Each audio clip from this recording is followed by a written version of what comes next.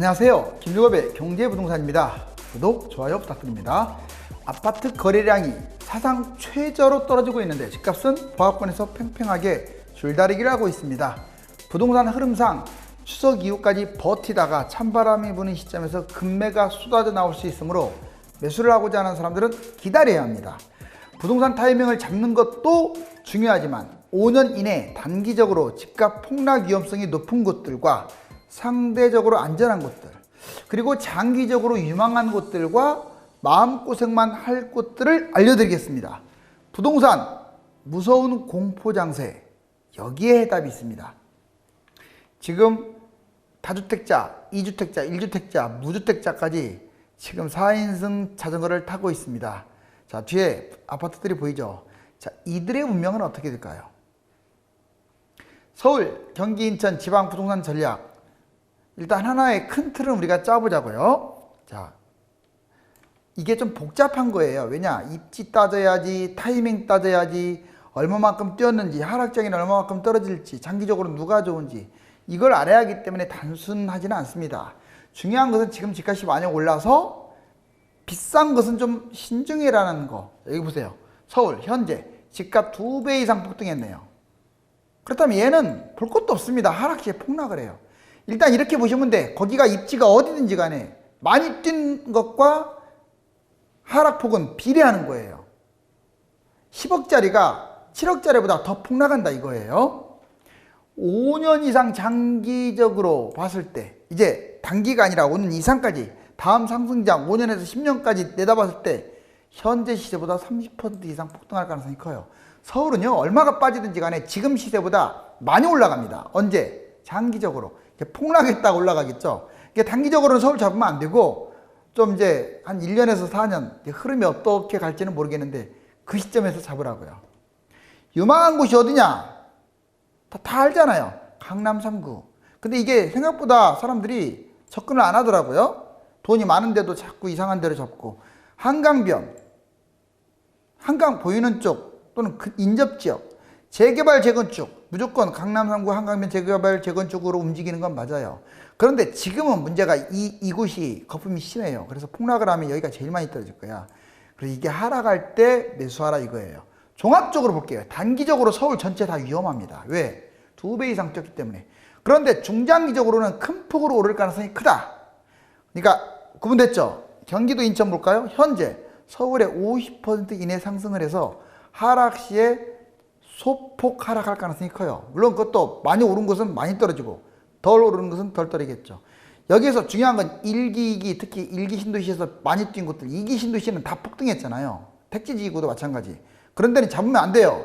그런 데는 서울보다도 안 좋습니다. 왜? 이미 거품이 많이 뛴 상태에서 떨어졌다가 다음에 회복밖에 안 돼. 서울은 떨어졌다가 신고가 찍고 가는데. 자, 다시 말씀드려요. 경기도, 인천, 신도시는 잡지 마세요. 괜히 10년 전 시세 또 거기에서 멈칫거리고 끝날지 모르니까 집값이 너무 비싸잖아요. 이거 잡을 바에는 서울 잡으시라고 차라리. 자, 분명히 말씀드렸어요. 여기서 말하는 경기도는 유성도시입니다. 서울에 50% 이내 상승했고 하락 시에 아마 상대적으로 덜 떨어지고 5년 이상 장기적으로 봤을 때는 다만 단점이 있어요. 단기적으로는 괜찮은데 5년 이상 봤을 때는 현 시세에 머무는 곳 나오고 상승폭이 서울보다는 좀 적을 가능성이 커요. 유망한 곳은 그럼 어디냐? 그래도 강남권 인접지역, 뭐 수원, 용인, 안양, 광명, 성남, 의왕, 뭐 이런 데가 되겠죠. 그 다음에 서울 인접지역, 서울 이 원을 기준으로 해서 서울에서 좀 가까운 곳. 첫 번째가 강남권 인접이고요. 두 번째가 서울 인접. 세 번째는 GTX 뭐 직간접 한 2정거장 이내, 이 정도는 무난합니다. 종합적으로 경기도는 단기적으로는 덜 위험해요. 그래서 또 폭등할 것도 있어요. 지금 상승이 꽤 오래 할 것도 있다고요. 그런데 단기적으로는 이제 좀 덜 떨어지고 상승할 것도 있고, 문제가 이제 이겁니다. 중장기적으로 올라가긴 올라갑니다. 경기도는 수도권이니까. 그런데 서울보다는 탄력을 좀 덜 받을 것 같다. 그래서 징검다리로 좀 매수할 곳들이 경기도가 많아요. 즉 하락, 지금은 잡고 하락장에 좀 서울로 갈아탈 곳들. 광역시 지방 보세요. 현재 광역시 중심으로 상승을 할 겁니다. 그런데 고가 아파트, 지역이 됐든 아파트가 됐든 고가는 폭락할 가능성이 크니까 조심하세요. 특히 말도 안 되게 대형들 비싸잖아요. 지방들. 저가 오히려 잡으세요. 저가는 상승할 겁니다. 당분간.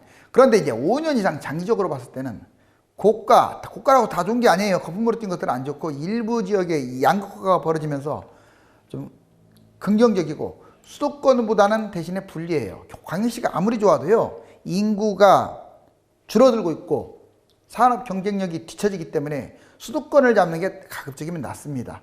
그렇지만 유망한 곳 해운대, 수영구, 송도, 수성구 지금 여기가 고가 아파트잖아요. 여기 지금 하락할 때 폭락할 수 있어요. 지금 잡으라는 거 아닙니다. 많이 추락하면 잡으시라 이 말이에요.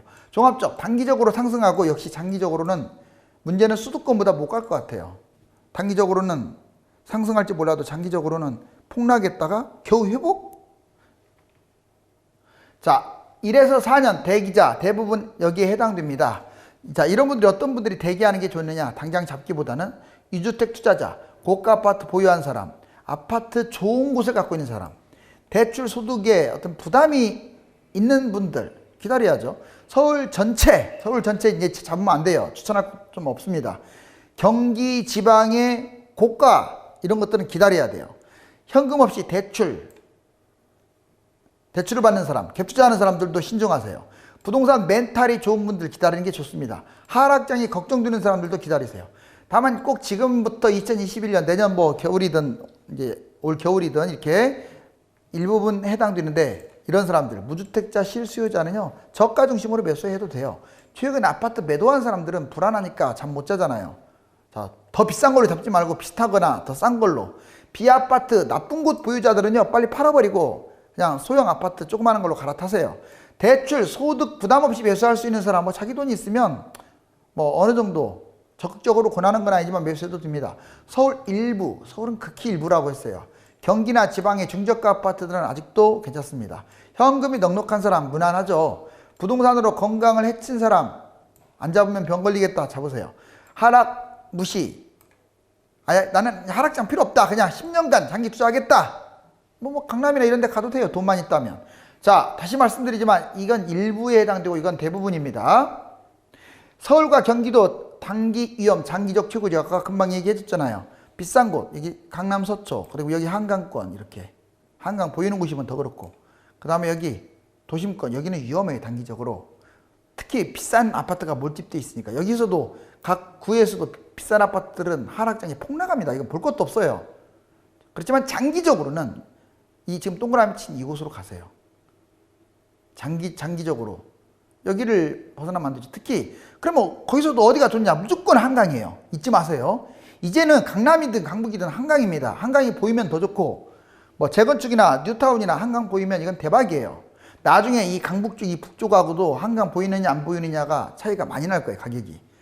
여기 강남 쪽도 마찬가지예요. 여기 반포, 뭐, 잠원, 압구정, 청담, 송파 쪽으로는 잠실, 신천 이쪽은 상당히 좋아요. 이 밑에 쪽으로 내려가게 되면 테헤란 남쪽은 그렇게 좋지 않습니다. 상대적으로 그래요. 강북도 여기 그냥 말만 용산구, 마포구, 성동구, 광주구라고 좋은 게 아니라 웬만하면 한강이 보이는 게 좋고 또는 한강이 안 보이더라도 좀 가까운 곳.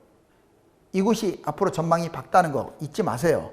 돈이 워낙 없다면 이제 이쪽으로 움직이는데 특히 하락장에 여기에 관심을 많이 갖고 상승장에도 참고적으로 오래된 구축 위주로 좀 이렇게 매수하는 것도 괜찮고요.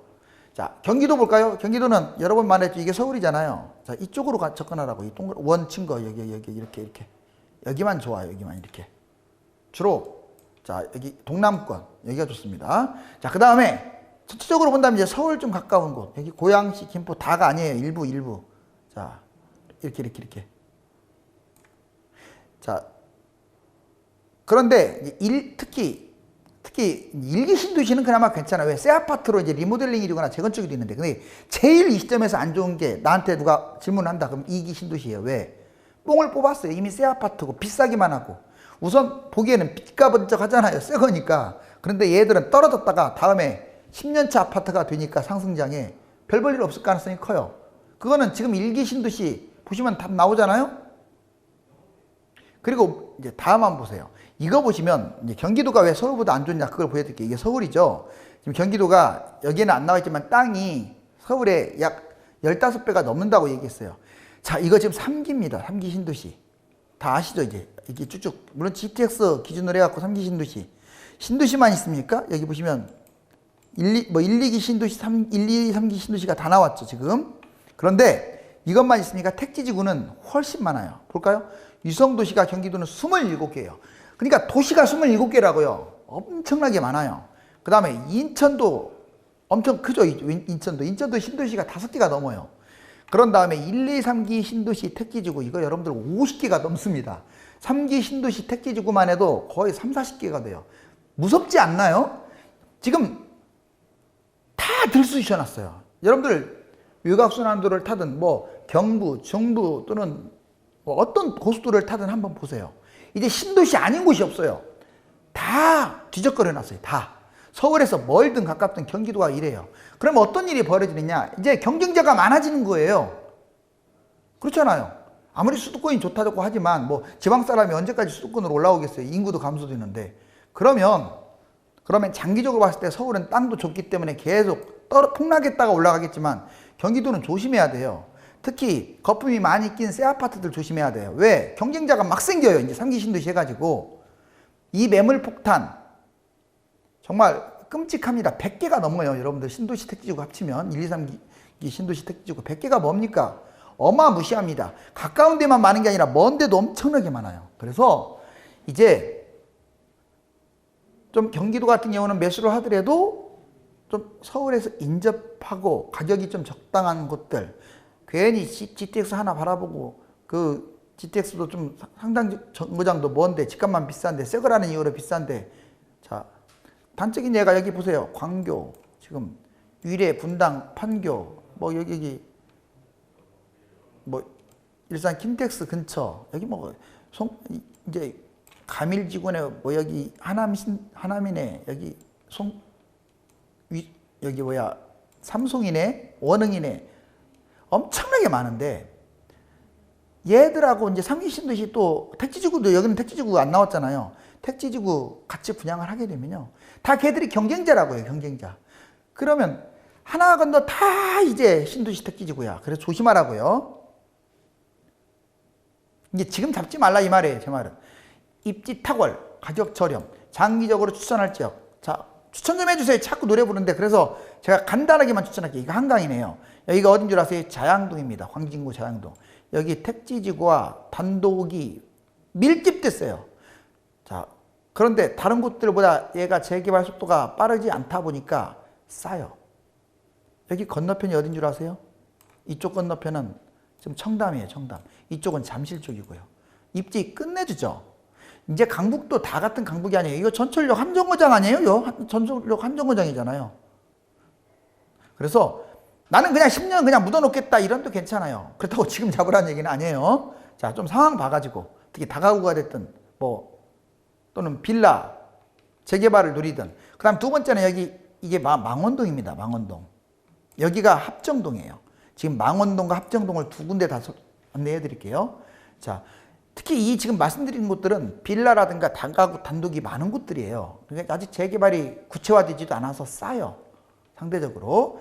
물론 시간이 필요할 겁니다. 지금 서울 땅도 좁은데, 자, 뭘 경기도까지 그 집값 싸지도 않던데 그런 데까지 가가지고 막 그럽니까?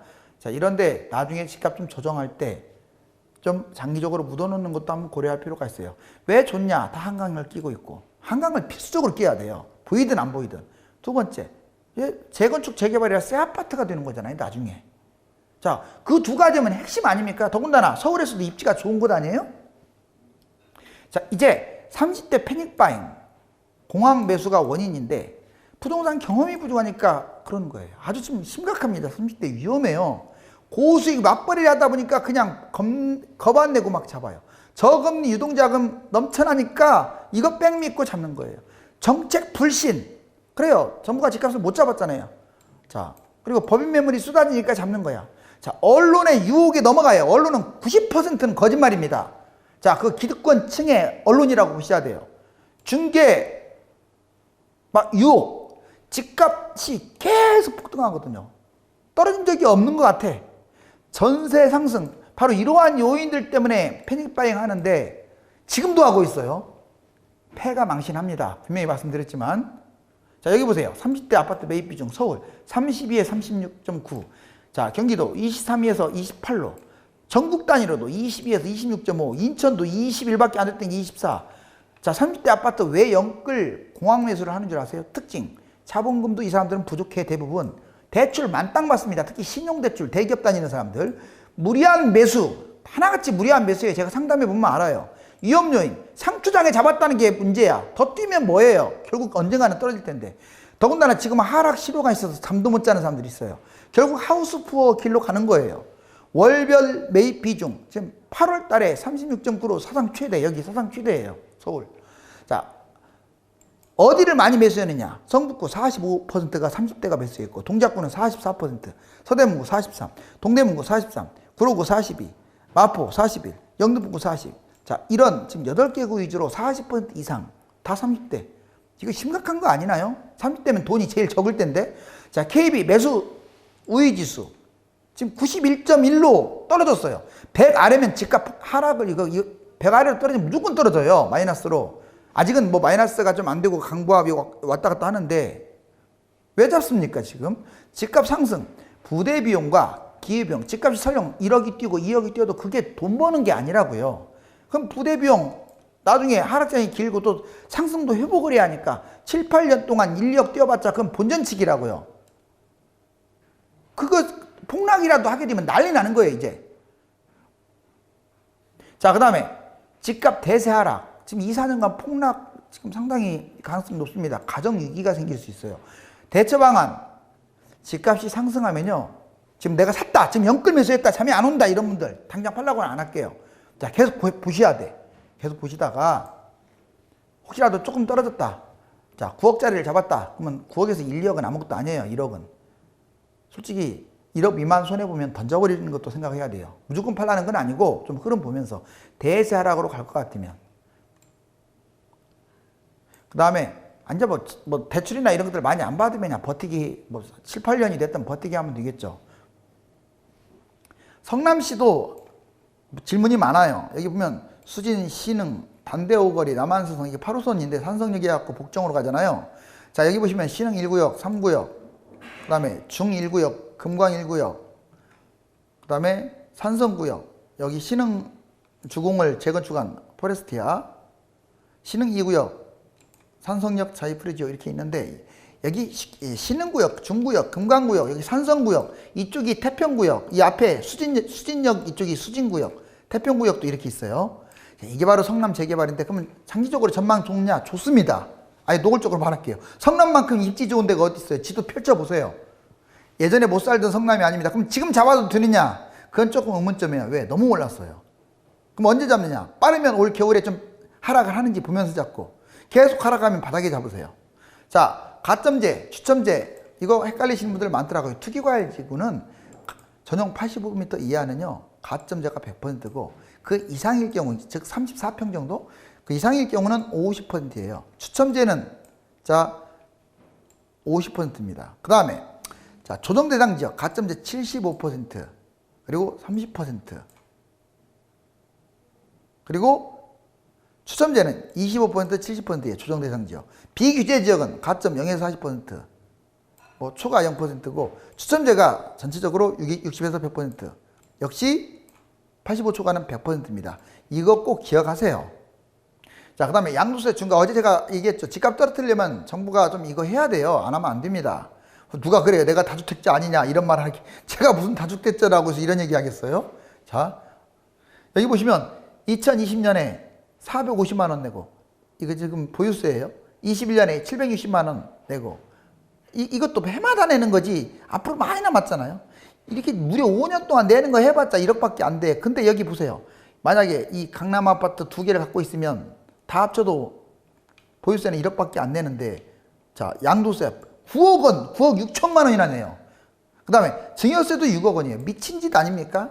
자 증여세는 이렇게 양도세는 이렇게 세게 때리고 보유세는 있으나마나 그러니 집을 안 팔죠. 다주택자들이. 중과세 폐지하라고요. 그래서 중과세 폐지해야 합니다. 이거 아니면 보유세를 더 때려야 하는데 이건 불법적인 요인이 있단 말이에요. 이거 둘 다 세게 때리면요 둘 다 세게 때리면 보유세는 많이 못 때리기 때문에 이건 집 안 파는 코스로 가요. 그럼 집값 매물도 적은데 그러니까 거래량이 적으면서 집값이 팍팍 떨어져 줘야 하는데 잘 안 떨어져 준다고요. 이건 제가 보기에는 국민 참여 그거에 아마 말할 필요가 있는 것 같아요. 아니면 일시적으로 한 1년 동안 확 줄여주든가 중과세만 폐지시켜주든가 그 다음에 안 팔면 그때는 본때를 보여줘야겠죠. 자, 그 다음에 오른쪽에 보시면 서울 중개수수료, 지금 중개수수료로 말이 많죠. 5천만 원 미만은 0.5%, 2억에서 6억은 0.4, 6억에서 9억 미만은 0.5, 그 다음에 9억 이상은 0.9인데 대부분 9억 이상, 이제 평균이 9억이 넘었으니까 0.9인데 이건 좀 자율적으로 움직이는 거고, 그 다음에 임대차는 좀 다르죠? 1억에서 3억 미만 0.38, 0.3, 3억에서 6억 0.4, 6억 원 이상일 경우 0.8. 그런데 지금 이걸 막 자꾸 내려달라고 하는데 글쎄 저는 한 중도예요. 왜냐하면 지금 공인중개사들 손가락 빨고 있거든요. 물론 잘 버는 사람들은 잘 벌겠죠. 대부분은 손가락 빠는 걸로 알고 있어요. 그래서 저는 앞으로 공인중개사 숫자를 확 줄였으면 좋겠어요. 너무 많아요. 그냥 감당도 못하게끔 많이 산출해놓고 저지른다, 이건 아닌 것 같아요. 주택 가입 기준, 옛날에는 주택연금 가입이 9억 원이었는데 이제 공시지가 9억으로 소위를 통과시켰습니다. 제가 얼마 전에도 얘기했던 건데 이러면 대략 한 12, 13억까지는 연금이 나온다는 거예요. 세금 피하고 돈 벌어요. 덜미 잡혔습니다. 갭투자 개모임. 이 사람들 여러 사람이 공동 투자를 했어요. 그리고 명의 신탁, 이 사람들 명의로 그냥 한 사람들 꼬붕을 한 명 세워놔가지고 이렇게 이 사람들이 잡은 것처럼, 이거 불법 아닙니까? 명의 바꿔가면서 취득 양도 수차례 반복해가지고 돈을 벌었어요. 이 동네 주민들이 이렇게 담아버려가지고. 여러분들의 저울의 무게는 어떻습니까? 이건 집이고 이건 돈이에요. 자, 어느 게 무겁다고 생각하세요? 집값이 떨어지면 관심을 끊고 매수하지 않다가 갑자기 치고 오르면 급관심을 가지며 말도 안 되는 호가에 아파트를 덥석 잡아버리는 분들이 많은데, 집값이 내려갈 때 지속적인 관망을 해야 합니다. 유튜브에서 김종갑의 성공재테크 검색 후 구독을 부탁드립니다. 부동산 매매와 청약 등 고민 때문에 유료 상담을 받고 싶은 분들은 네이버 다음 1000만 명 부동산의 꿈 카페에 들어가서 전화번호를 보고 전화 주시기 바랍니다. 감사합니다.